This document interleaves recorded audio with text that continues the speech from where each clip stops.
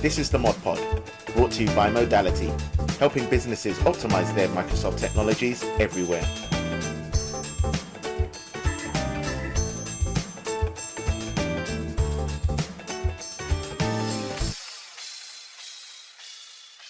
Hello and welcome to episode 9 of the Mod Pod. The 3 topics we have lined up for you today are: what does technology look like in a hybrid office? The impact of working remotely and how that affects the delivery of a project. And 24/7 working, is it a good or bad thing? And with me today to discuss this, we have Paul Hume, who is a project manager, and we have Tom Scott, who is senior product manager. So without ado, gents, let's crack on.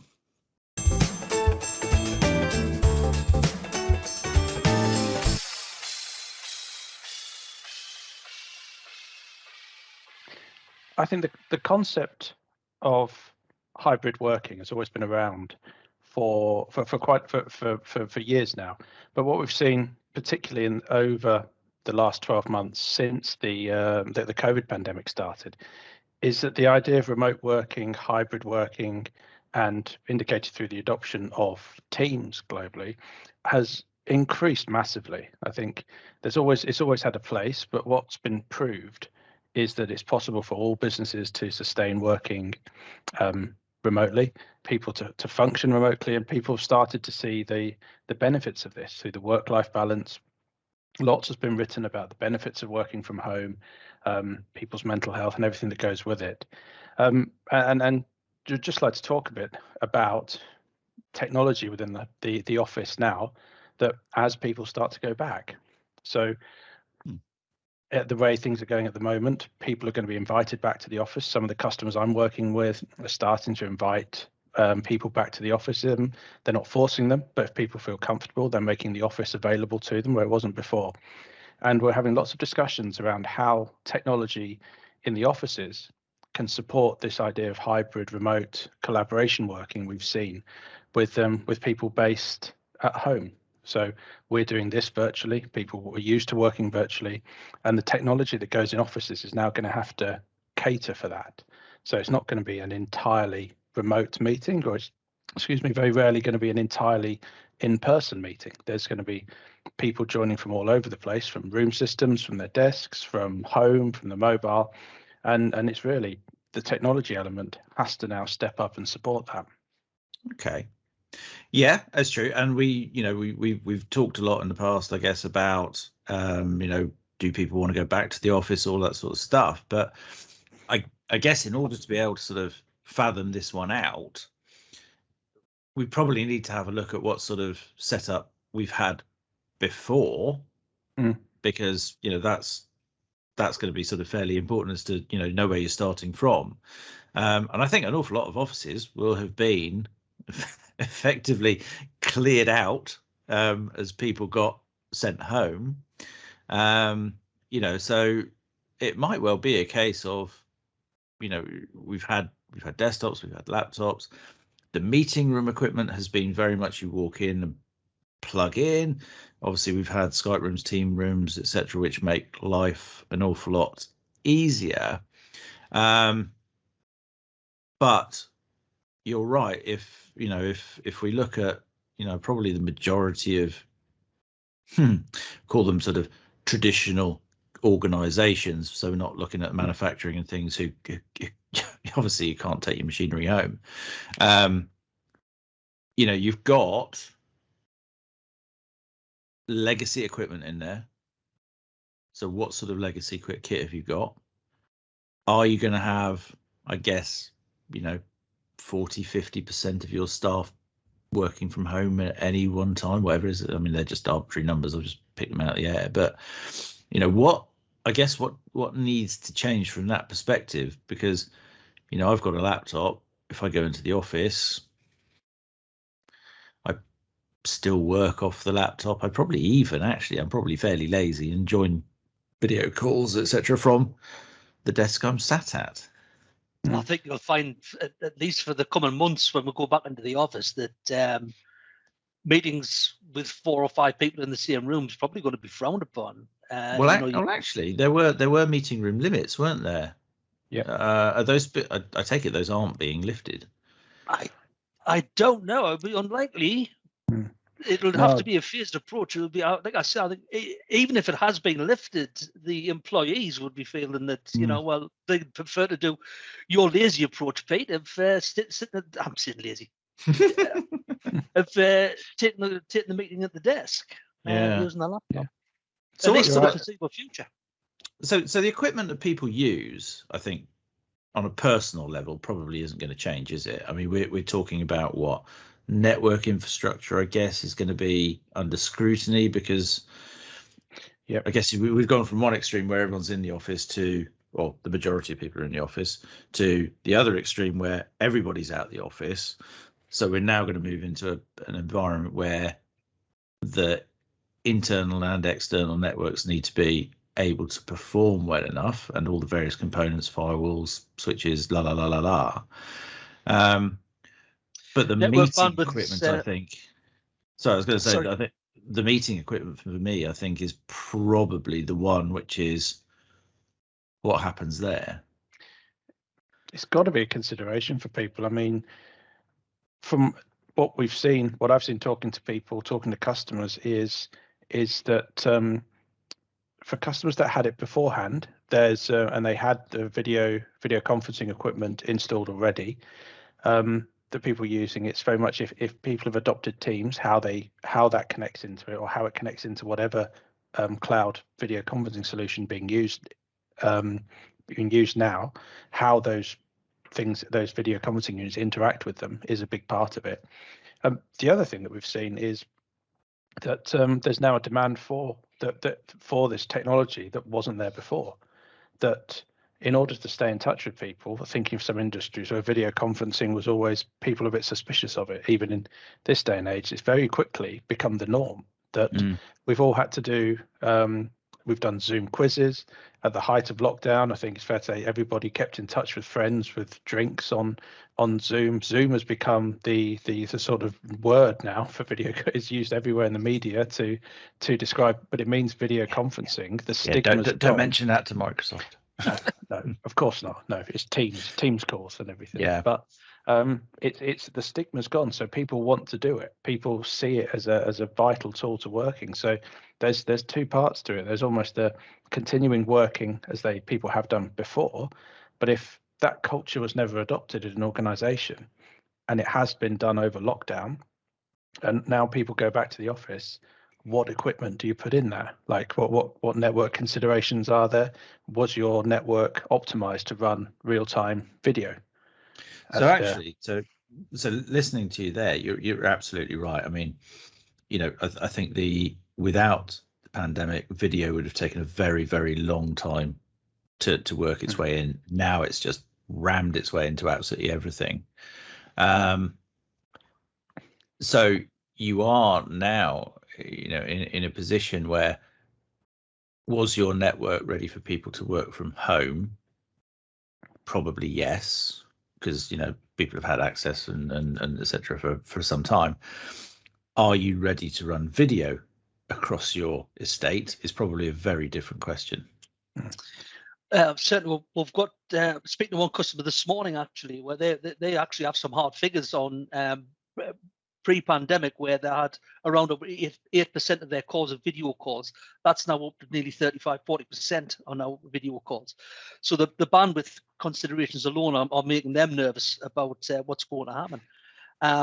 Following on, I mean, what we're talking about before, where a typical conference in an office where you'd have 10 people in a room with maybe one or two people dialing in or video conferencing in, those numbers are going to reverse around. So you'll have 8 or 9 people dialing in with 2 or 3 people in the actual office. So yeah, bandwidth considerations is definitely there. Yeah. And what about the equipment in the room then? So I mean, we've obviously got Teams rooms, which are probably nicely covered in dust now, but we've got equipment that means that we can join by Teams. So any internal comms, that's actually quite simple for us.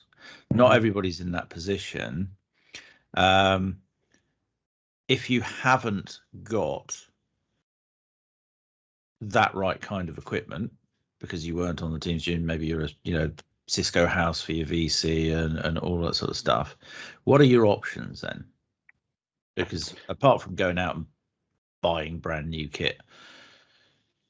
Yeah, and even if you were to go out and buy a whole load of brand new kit tomorrow, it's not going to instantly install itself. That's going to take a long time to deploy and decommission old stuff. If when it comes to Teams, you've got the cloud video interop service, which gives you that integration for standards-based video endpoints. So all standards-based, it's just SIP or H323 video conferencing rooms. Anything that's not a Microsoft Teams room or a Skype room system, you can use that bridging service to join into Teams meetings.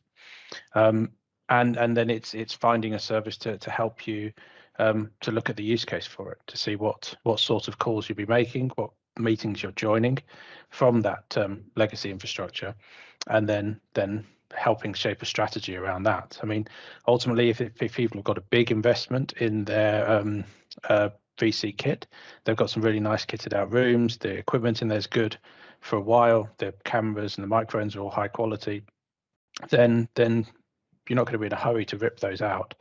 What you need is then a solution to give you the interop and the simple user experience to get into Teams meetings, and also any other kind of meeting as well, for that matter. There is when looking at this space, there's a temptation just to think internally that it's all Teams, whereas there's lots of other cloud meeting platforms now, and to have a truly inclusive video conferencing setup, you need to consider the dialing out way to other people's meetings as well as into your own ones.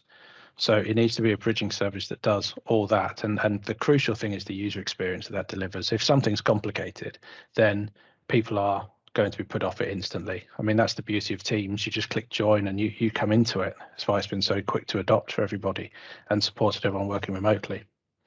So are we entering into a position now then where the big players, the Microsofts, the Ciscos, the Zooms, are going to have to look seriously at having agnostic services across the board?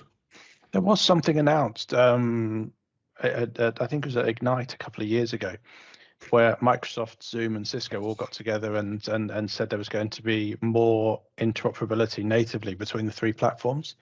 Then that was the year before the pandemic hit.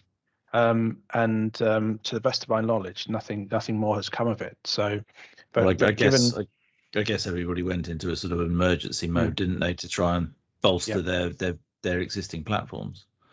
Oh, absolutely. Everybody, all of a sudden, the idea of integrating in meeting rooms, in office meeting rooms, was redundant because nobody was going in offices.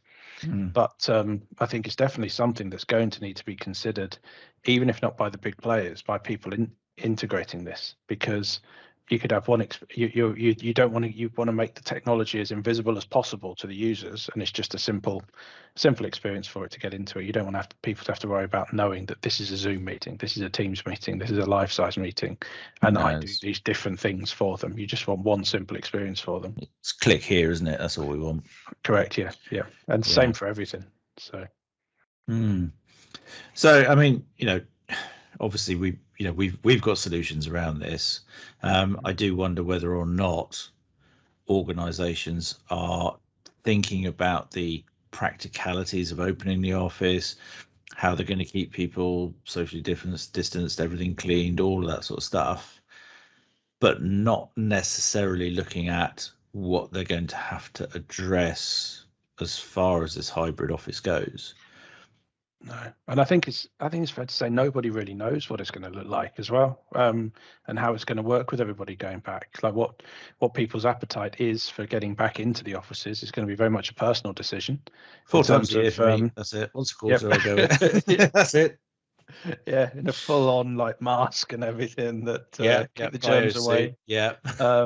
So it depends. There's so many factors that come into it now that weren't there before COVID.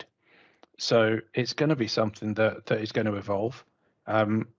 I personally think there's going to be a big spike in everybody going back into the offices initially, because we've all been stuck at home working, and it'd be nice to go and see people in the office for a bit. But some other people might have other opinions on it. But I think there might be a bit of a spike, and then people will go back to having got that out of the system, or realize, and then go back to the bit more of the work-life balance of working from home. At which point it'll really settle in. So, all right. Well, that sounds fairly reasonable. I think, basically, in short, we know something is going to need to be done, but we don't know what it is yet until people start doing it. Yeah, I mean, I think, bandwidth, by the sounds of it, equipment interoperability is going to be the next key thing. Yeah, it'd be interesting to see how it pans out. But okay, shall we move on and tackle topic number 2? Sure. Yeah.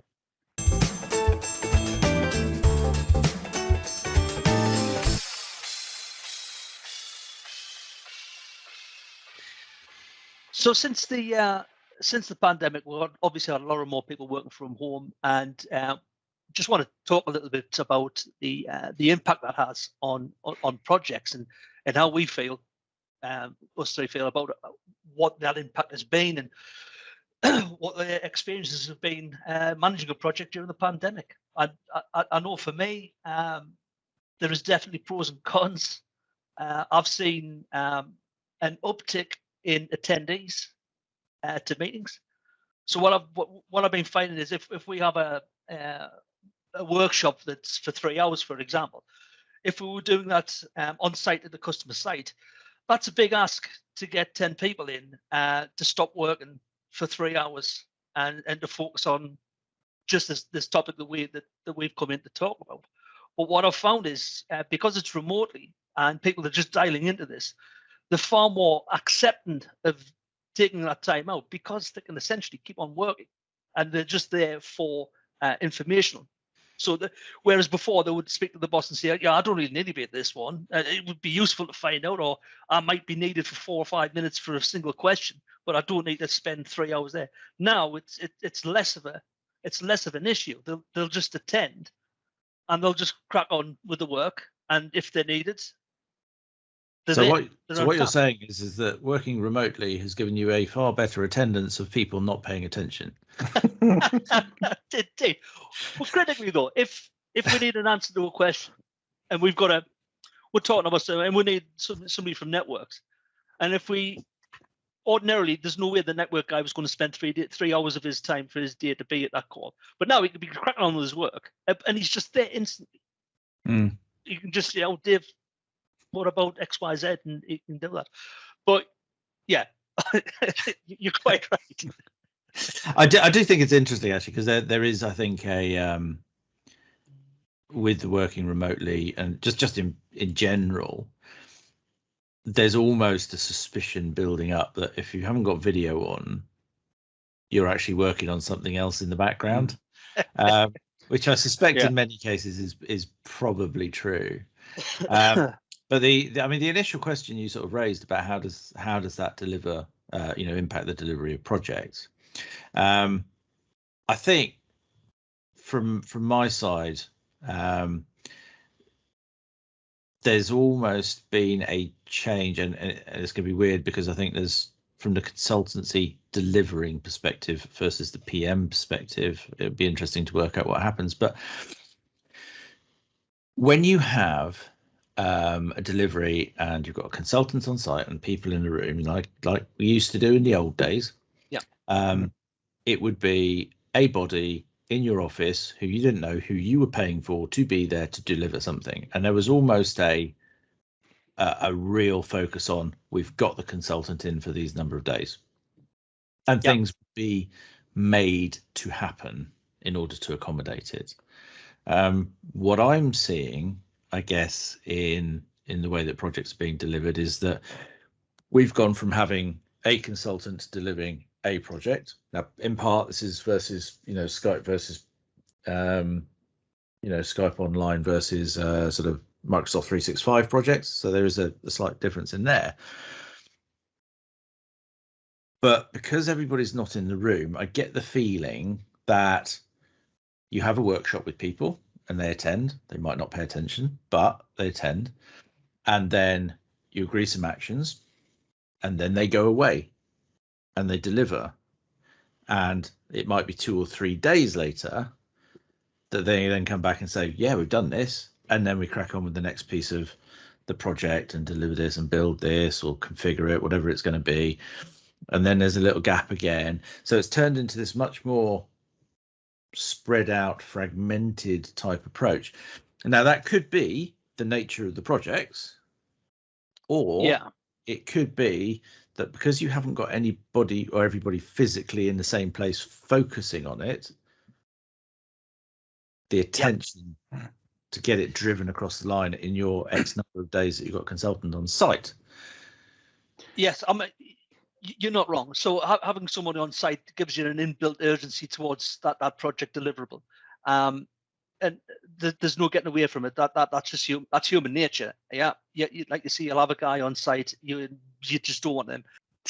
Yeah, I think the interesting thing for me was that thinking back to, as you said, Pete, in the good old days of when you were allowed to go and see people, the idea of a consultant had to be on site for a full day. So thinking from a business perspective, you had to be on site for a full day to make it worthwhile. The idea of a half day, unless 2 offices were next door to each other, it was never really going to work because they couldn't.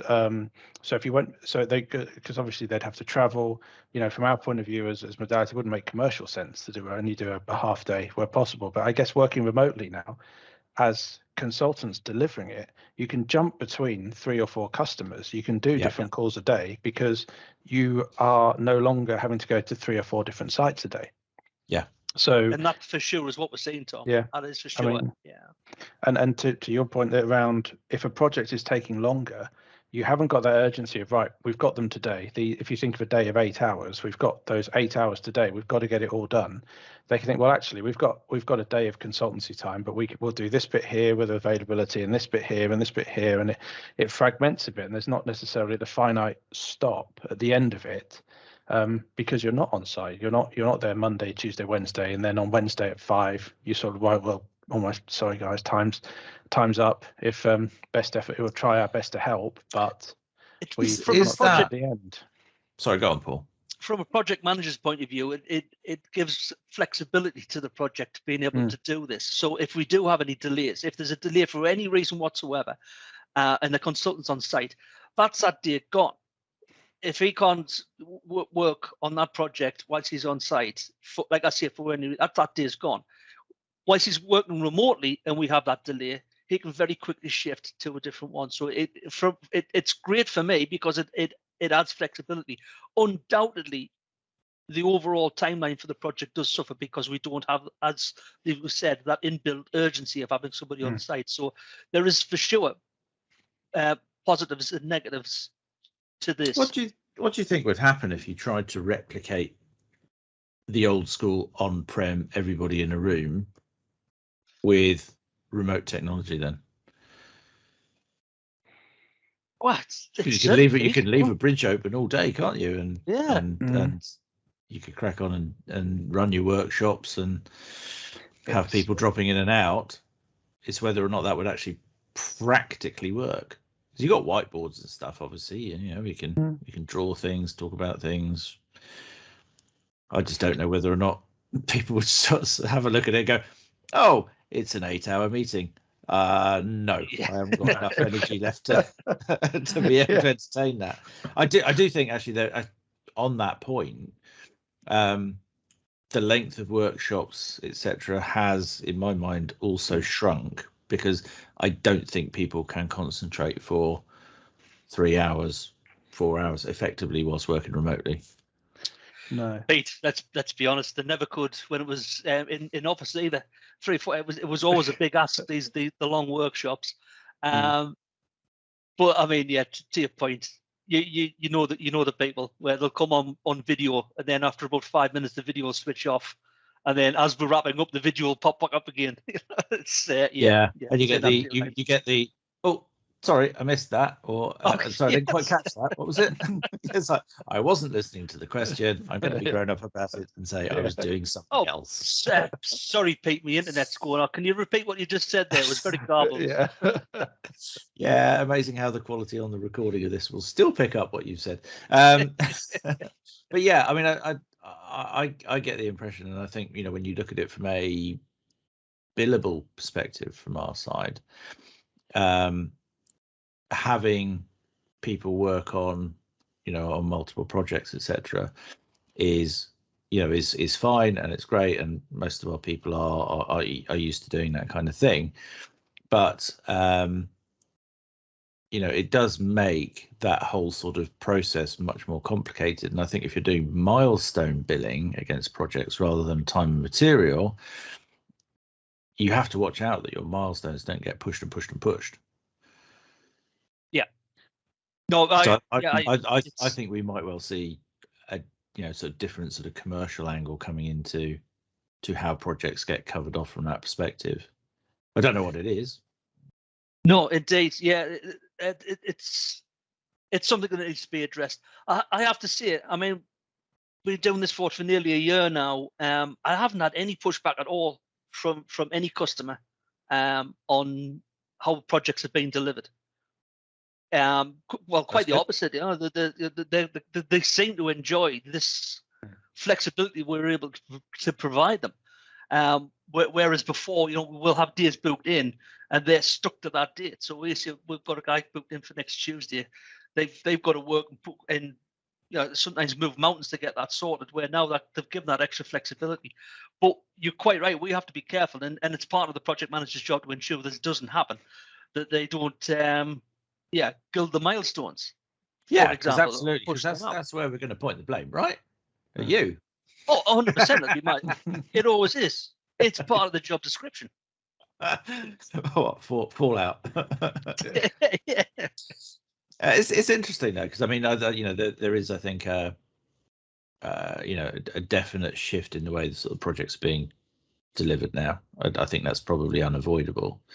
I guess, you know, the other question, coming back to the first thing we talked about, is when the offices start to open up, are people going to want to go back to having consultants on site? I mean, I think from our perspective, we'd be foolish if we started just sending people back to site just because we can. I mean, commercially, it doesn't make sense, does it? I mean, well, it doesn't. And you know, for me, you know, I'm going to sound like a right miserable so-and-so, but you know, I quite often view travel time as you know, wasted time. I'm not great at working on, you know, trains or whatever. And so I end up sort of, you know, reading, which is great quality time for me. That's not a problem. But I could lose 4 or 5 hours or add 4 or 5 hours onto a day. Yeah. Whereas I think, you know, if we returned back to that kind of process, and, you know, when you're dealing with things like police forces and stuff like that, then fine, yes, okay, you have to be on site because of security, that's great. But in general, I think we would be foolish to just automatically default back to going into customer site just because. It narrows our market as well, Pete, doesn't it? It means that we can only deliver projects to where we've got consultants geographically based, whereas if it's this virtual model allows us to deliver consultancy services that in previous life in a user adoption role, if they wanted training in Mexico City, which I remember vividly, I had to go to Mexico City to do it. But in a virtual world, that it doesn't necessarily matter the time. The only thing to take into account are the time zones. Yeah. Well, bear in mind, I'm moving to the Seychelles next week, so. Oh, of course, yeah. Then. Yeah, I don't think no. Cool. Okay, so I mean, I guess we don't know how, but we don't know how it's going to work out long term, but. For the short term, it sounds like projects are largely running still successfully. I think it's, you know, there are gaps in there around the decision making because you book one meeting and you might have to do it, you know, a couple of days later after they've followed up on things. But so yes, it's different, but no, it's not a negative impact. and it's also showing some exciting opportunities moving forward on how we actually deliver projects moving forward post-pandemic. Cool. All right. Well, that's 2 down. Should we Cool. try the last one? Well, I feel like I'm going to get a lot of pushback on this last one, but I'm going to go I for think it. you are. Right. Let's try topic number 3. Yeah.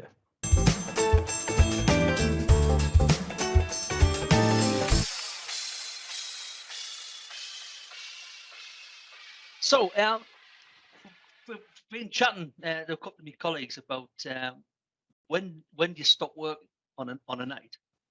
At what point do you stop working, stop the project management, and actually sit down and switch off? And I think this is nothing to do, oddly, nothing to do with the pandemic. This is something that's been creeping in for as long as a mobile phone has been able to receive email. This has been going on, creeping in. But I feel as though that I'm practically a 24/7 office worker now. I'm contactable, reachable any point, any time. And although there's no expectation that I'll respond, you do. You Tom, get that ping. Let me throw this to you, Tom. Do you think he's a fool? Yeah, absolutely. Yeah. 5 o'clock Excellent. finish, mate. Done. We both agree. You're completely in the wrong, mate. Well, Mr. No. Daisy, I can forward you emails I'm getting from you at certain times of the day that shouldn't be sent. So it's. Hey. Oh, did you? Oh, early in the morning. Early in the morning, Yeah. you'll get from me. Very early. Well, Yeah. No. is that as foolish as 7 o'clock at night? No. 6:30 in No. the morning? I know what you so mean. I mean, to my approach, I think really is laptop on at 7:15. Quick check, look at things. Then it's into sort of breakfast and school and all of those kind of bits and pieces. You know, I guess laptop goes off 8, 9, 10, but I'm not sat in front of it at that point. You know, it will be, yeah, if I need to turn out some documents or whatever it is, then fine. Yeah, okay, it happens. But the general run of the mill, I would say I'm pretty much down tooled by 7, 6:30, 7, somewhere around there. And then I use my, as you said, my mobile device, which follows the surround, just to keep a tab on things, because obviously we've got people in the US, etc., that, you know, you kind of need to be available for. But then when it comes to the end of the, you know, the end of the evening, that phone gets left downstairs. So for me, beyond that sort of point, it's gone. I think I might be over exaggerating when I say I'm 24/7. Yeah, if the mobile goes off at 2 o'clock in the morning, I'm not listening. I'm not hearing it. It is in a different room. I think that's it's more of the case of even. Oh God, you think I was foolish before? Even if I'm on a holiday and I've got my out of office on, out of office doesn't mean you stop getting emails. It just means you're telling other people that you're out of office. That email still reaches you, I see there, and short of switching that off entirely, which, you know, that's not necessarily a bad thing to do, is to switch it off entirely, and I'm sure a lot of people will do that. I personally don't. When I go on holiday, I've typically got, you know, between 8 and 15 projects on the go that I'm intimately knowledgeable about, that I've handed over to other project managers. But there might be something that they'll come across that's a big issue that I'll resolve in a couple of minutes. So the email will come in, and I might not even be too on it. I might be just CC'd in that one. But if I know the answer, I'm not going to respond to that if I know that's going to help out a colleague. So I know from my own personality type, right, is I sort of have that type of typical day that I've just described. But when I go on holiday, I do quite literally shut my phone down. I set my out of office, I set my voicemail, I close it down.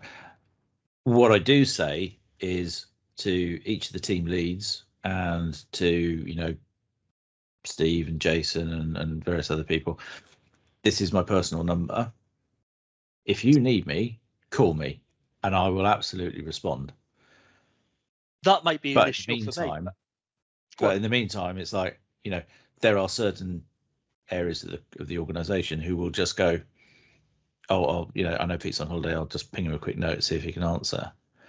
And one of the drivers actually was when I was working at one of the large four consultancies, put it that way. I had a phone call whilst I was on holiday, and the opening line was like, "Oh, I didn't know you were on holiday. Oh, well, anyway, what I need you to do is," nope, that's not the way holidays work. No. And so from there on in, I got quite protective about it.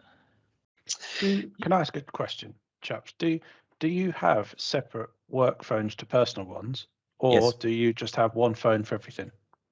One phone for all for me. No, I'm one to rule them all. And I think that's the challenge, Paul, that I tried having two phones for that exact thing, that idea of right, personal life is personal life, work is work, and I'll manage two and everything.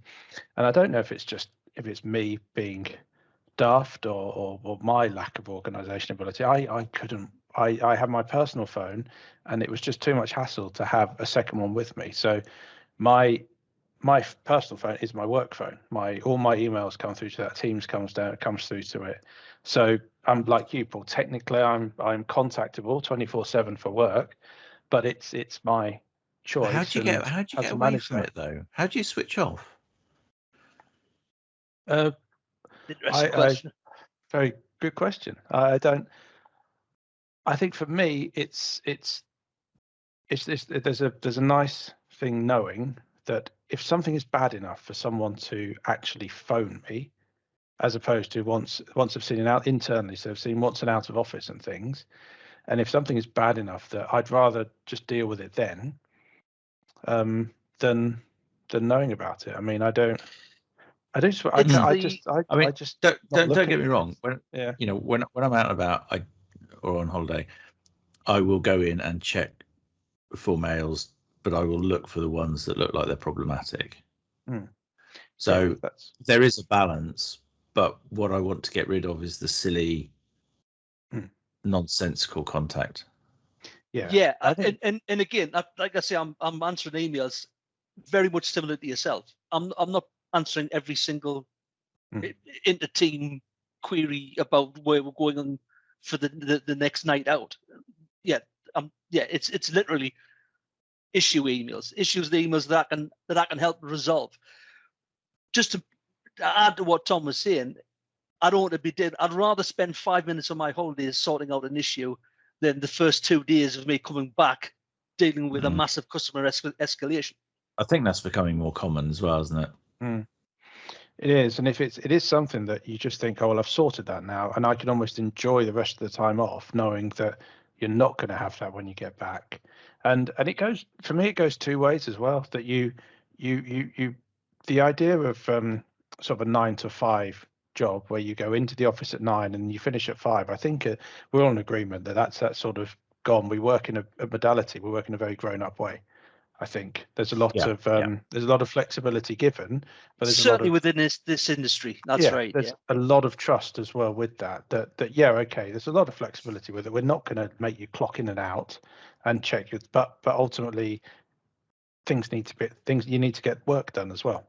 So it's, for me, that helps me switch off as well, knowing that there's that trust in other elements of my life. Like if I need to go and look after my son, my wife still, for a bit, then I can do that in an afternoon, knowing that I can make up the time later. And I think the flexibility goes both ways, which I think sometimes is lost in some bits of it. It's certainly a privilege, Tom. It's okay. So basically, we're saying that we pretty much all work strange hours. 24/7 office works. Yeah. We all work strange hours. Projects are going much the same as before, and something's going to happen with technology, but we don't quite know what. So we'll put the world right do you know what? Do you know what? We could have cut out the last half an hour and just summed it up as that. There we go. Yeah, that's it. Brilliant. Thank you very much, both of you. That has been a good laugh. But yeah, it does raise a few questions, I think, which is well the whole idea of this. But lovely, thank you. So once again, we had with us Tom Scott, who is Senior Product Manager, and Paul Hume, who is Project Manager. It's quite difficult to say, isn't it? Product Manager, Project Manager. I'm getting older, my glasses don't work so well. And yes, we will be back in a couple of weeks' time. Where we enter into double digits with episode 10. So thank you very much, gents. No problem. Thanks, Pete. Thanks. Thank you. Cheerio. Bye.